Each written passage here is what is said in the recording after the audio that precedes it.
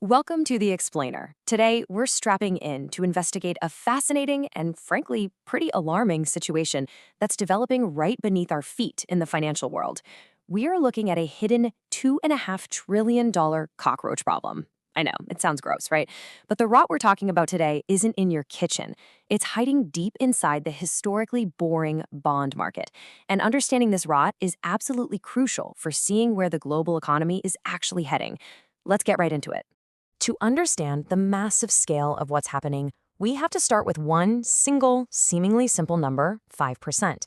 Recently, the 30-year U.S. Treasury yield spiked to 5%. That's the highest level we've seen since 2007. Now, if you're thinking, why should I care about Treasury yields? You definitely aren't alone. It sounds like snooze fest dinner party chatter for finance nerds. But here is why this matters to every single one of us. That 5% represents the ultimate price tag for money. It basically dictates the borrowing costs for almost everything. And this yield spike is definitely not happening in a vacuum. It's directly affecting over $40 trillion in United States debt. But wait, it's not just an American story. Across the globe, sovereign bond markets are having a synchronized freakout. The UK's 30-year yield hit its highest point since 1998, Germany's highest since 2011, and Japan's 30-year actually hit an all-time high. When the largest, supposedly safest bond markets in the world start bouncing around like volatile meme stocks, that is a massive flashing warning sign. You know, there's an old saying in finance that the bond market is the adult in the room. It's supposed to be predictable, uneventful, the kind of thing you can just set and forget. But while everyone's attention has been completely captivated by artificial intelligence and watching tech stock charts go completely vertical, the historically boring bond market has quietly undergone a seismic shift. The adult in the room is making moves. Which leads us to a very provocative question. Why did the adult just pull the plug on the party? To answer that, we have to pivot away from those headline yield numbers you see on social media. We need to look at the hidden systemic damage that is happening just beneath the surface of the global economy, in a massive asset class that most people have never even heard of. Section 1. The price of money. Let's just quickly demystify the basic mechanics of why these yields are actually moving in the first place, because you really have to understand the disease before you can understand the symptoms. At its core, a bond is just a fancy IOU. The yield is simply the return an investor requires to hold that debt. The absolute most crucial concept to grasp here is the inverse relationship between a bond's price and its yield. Think of it like a seesaw. If buyers are aggressively stepping away from an auction, the price of that bond has to go down. And to attract new buyers to a cheaper bond, the yield, the reward for taking on that risk, must go up. Price goes down, yield goes up. So when yields rise globally, it means buyers are demanding much higher returns before they lock up their cash. And this is happening for four primary reasons. First, rising Federal Reserve baseline rates. I mean, no one wants an old bond paying 3% when the new baseline is 5%. Second, fears of future inflation eating away at those returns. Third, massive new debt supply. The U.S. is issuing literally Costco-sized amounts of debt right now, and the auction room is running out of eager hands. And finally, falling institutional demand from foreign entities and pension funds. Buyers are just demanding a premium. Section 2. The floating rate trap. While the 30-year yield reflects long-term trust in the government, that actually isn't where the real immediate danger lies. The real panic is happening on the short end of the yield curve, where we find a very, very dangerous mechanism. To understand this trap, say hello to SOFR, the Secured Overnight Financing Rate. You can think of SOFR as the overnight receipt for the entire U.S. financial system. It tells the market what overnight borrowing actually costs, based on real cleared transactions. Now, in early 2022, SOFR was effectively zero. But as the Fed hiked rates, SOFR aggressively spiked to over 5% today. That incredibly aggressive climb, it set a massive trap for a very specific type of borrower. Think about a standard fixed-rate mortgage. You lock in your rate on day one, and no matter what craziness happens in the economy, your monthly payment stays exactly the same. It's safe, it's predictable, but contrast that with a floating rate loan. In a floating rate loan, the interest rate doesn't sit still. It picks a benchmark, which is almost always SOFR, and it moves with it.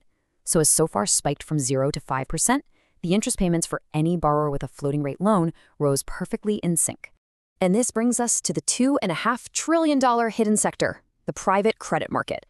This is the massive, incredibly opaque middle market of lending for companies that are too big for a local bank, but maybe too small or complex for public Wall Street bonds. These loans happen entirely in the dark, totally off public exchanges. There are no daily price marks. And the most important part? These loans are almost entirely floating rate. When SOFR shot up, every single one of these companies saw their debt become exponentially more expensive, practically overnight. Let's look at a real-world casualty to see how this plays out. Back in 2021, a software company called Pluralsight was bought out for over $3 billion, heavily funded by private credit loans pegged to SOFR. Now, when SOFR was near zero, the math worked perfectly. But when it spiked over 5%, Pluralsight's billion-dollar debt became totally unsustainable. By August 2024, they defaulted. The private credit lenders were literally forced to step in, convert their debt to equity, and take 85% ownership of the company just to salvage the mess. The floating rate trap snapped perfectly shut. Section 3, the cockroach problem. Because, guys, the Pluralsight implosion was not an isolated incident. It wasn't just a streak of bad luck for one software company. It was a giant blinking red warning sign for the entire private credit market. Which perfectly cues up an incredible quote from JP Morgan CEO Jamie Dimon. When he was asked about the growing cracks in the credit market recently, he simply said, "When you see one cockroach, there are probably more." It's a funny quote, but it signifies something deeply terrifying. This floating grape trap is a systemic infection. Pluralsight is really just the first cockroach scurrying across the floor. And the data proves Jamie Dimon absolutely right. Earlier this year, the trailing 12-month private credit default rate hit 6%. That is the highest recorded default rate since the index's inception. Keep in mind, this private credit market has exploded by almost tenfold since 2007. The entire foundation of this multi-trillion-dollar industry is built on floating rate loans, and those borrowers are absorbing the exact same compounding rate shock that killed Pluralsight. Section 4, Sneaky Accounting Hides Defaults. Here is the multi-trillion-dollar question. If default rates are hitting record highs, how can the private credit industry still confidently claim to its investors that everything is perfectly healthy? How do those two realities coexist? Well, let me introduce you to the magic trick keeping this entire house of cards standing. It's called payment in kind, or PIK. When a cash-poor borrower can no longer afford their exploding floating rate interest payments, PIK allows them to pay that interest by just adding it to the loan's total principal balance, instead of handing over actual cash. It is a neat little magic trick that legally stops a struggling company from officially triggering a default. Let's break down exactly how absurd this loophole is in practice. Step 1, the borrower cannot pay their cash interest. Step 2, the lender graciously flips the loan to a PIK arrangement. Step 3, that unpaid interest is tacked right onto the total debt owed. And here is Step 4, the absolute kicker. The lender gets to report that unpaid, phantom interest as healthy top-line income. Wall Street has literally figured out a way to turn a failing loan into a performing asset on paper, without a single real dollar changing hands. But hold on, because the rabbit hole gets even deeper. A massive portion of this market operates through funds called business development companies, or BDCs. To keep their special tax-free status, BDCs must legally distribute at least 90% of their taxable income to investors.